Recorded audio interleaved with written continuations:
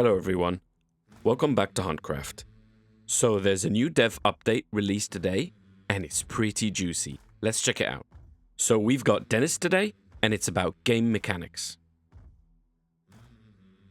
First off, they're bringing back Witness, which came out during Tide of Corruption, I think.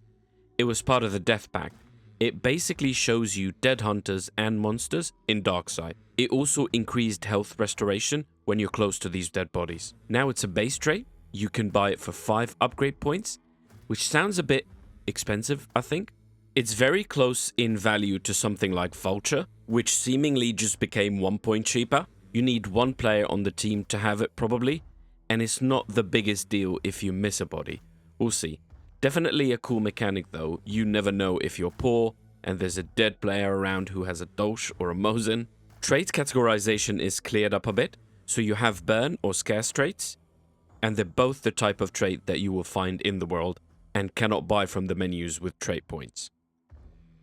Scarce traits are like Shadow or the returning Shadow Leap, which gives you a passive function and they stay on your hunter till you lose the hunter. Shadow Leap now has been nerfed a little bit because it used to one-shot meatheads, now it doesn't. And on the other hand, burn traits are the ones that you can keep stacks of, potentially, but as soon as their function is triggered, you lose them. And they're adjusting Death Cheat specifically to be unstackable. You can only have 1 instance of it per hunter. It's a safety measure against farming prestige, I guess. You can keep your hunter up to 3 times if you lose a game now, if you have 3 stacks of Death Cheat. But it's not like you can farm Death Cheat. They're kind of rare to find. How often does anyone find more than 1 of those on the same hunter? I don't think it's a big deal. And Remedy, Relentless, and Rampage are still stackable up to 3. Now this next one is a big deal. Necromancer is changed. It's now a burn trait. You use it once, goodbye. That's it. You lose it. That already is freaking awesome. Spamming Necro on your teammates when they're in a shitty position is over. Spamming Necro altogether is over, because you can have a maximum of 3 reses around the whole team. It does not stack to 3, so you can't freaking stock up on it. This will force even bad players who spam Necro to think twice before they use it. Actually, maybe not. If you Necro your teammate when they're in a shit position, I don't think you have the brain cells to figure that out. We'll see.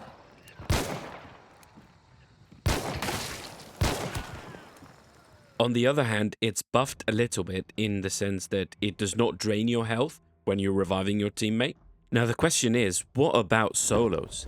This is juicy as hell. Solos are not exempt from the fact that they can only use it once. Yes, once. No more all small bars, so I can revive 4 times, even more if you have Rampage or Remedy or Relentless. Necro itself is gone. But to offset this potential nerf, you now revive with full health. It triggers a restoration effect, basically like the boss banish, which I guess means solo hunters now don't need to take resilience anymore, and the cooldown is reduced slightly, whatever that means. It's now 10 seconds, so I'm guessing somewhere between 6 or 8 seconds. So in summary, as a solo, you now get up once, but with full health and faster. Deal with it. Now let's think about that. Is that a buff or a nerf, and to who? What would be the impact of this on everyone?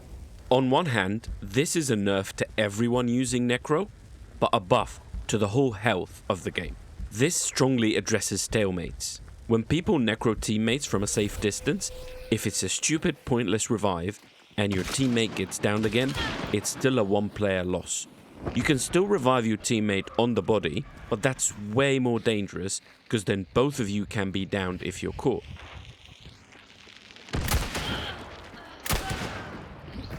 This will both make people think twice before they Necro, and if they do, they can't keep remote reviving like some dungeon healer from a distance. And for solos, it looks like a nerf. I think it's more like a challenge to actual skill. The change for solos means, in general, solo players will lose more games. Often solo players can win with a clutch after the 2nd or 3rd revive, but now you will lose more. But you're buffed enough that your comeback is with full health and quicker. Basically, if you're skilled enough and want to win as a solo player, you can afford to die once or else you lose.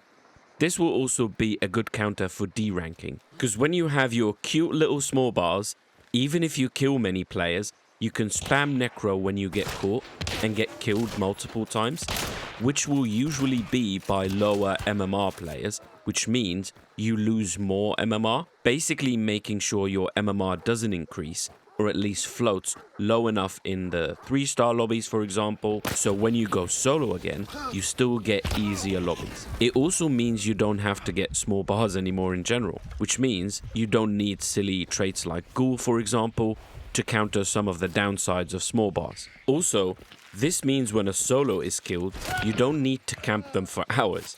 If you see them necro, you kill them once and leave. You don't even need to burn them. And if you will burn them now, burning players actually is going to be quicker. This reduces the time wasted camping a solo, wondering if he'll revive for the 10th time or not. Overall, I think of this not as a nerf or a buff to anyone in particular. This is a buff to Hunt Showdown, and I'm happy for it. I'll die more if I play solo for sure, but if it's for the good of the game, I'm all for it. The next topic is further addressing Stalemates. So what else are they doing? First thing, downed hunters, like I already mentioned, will burn faster. Good. As he mentions, we have so many ways to stop burning. Choke bombs, beetles, choke bolts. So if you want to put out a burning teammate, get it done ASAP or forget your friend. They're also reducing the duration of choke effects to 1 minute. This is freaking more than welcome. I don't think anyone likes the fact that the choke cloud stays for 2 days now. It's so annoying and unnecessary. I wish it was even shorter, but this is definitely a move in the right direction. And the last part is weapon changes. Guess what? They're adding an option to center the crosshair like every single shooting game out there. But at least they're nice enough to make this just an option. You can see here it's a toggle in the settings, and this is the centered, and this is the lowered. I'm too used to the lowered one, I'm definitely keeping it. But it's a good way to eliminate one of the barriers to entry for Hunt. I only wonder if this will introduce like crosshair alignment bugs with some of the weapons. We'll see what happens. And the last point is that they're applying bullet drop. He said a subtle drop. I wonder what that means exactly. How subtle is subtle? The tooltip tells us that the heavier the bullet, the more rapid the drop is going to be. This will affect scope Andes for sure, which is a good thing. It just feels like an alien concept to have bullet drop in Hunt. Then again, I play the bow and crossbow all the time. I'll just have to relearn all the other weapons. Thanks, Crytek. Basically, longer range kills are harder now, which is always good. And remember, kills are way more valuable now. If you down someone, their teammates can necro them once. If they're a solo, they can get up only once, and they will burn fast if you burn them, so it balances out a bit. And to complement that difficulty, they're actually making headshot range infinite for all guns. So no more limitation on headshot range. You land a headshot, it's a kill, full stop. This was a great update with very good news all around. I'm really excited for all those changes. Now please let me know in the comments what you think of those changes. Are you a solo player? Are you happy or annoyed by this? Anyway, thanks for watching, and please remember to like and subscribe.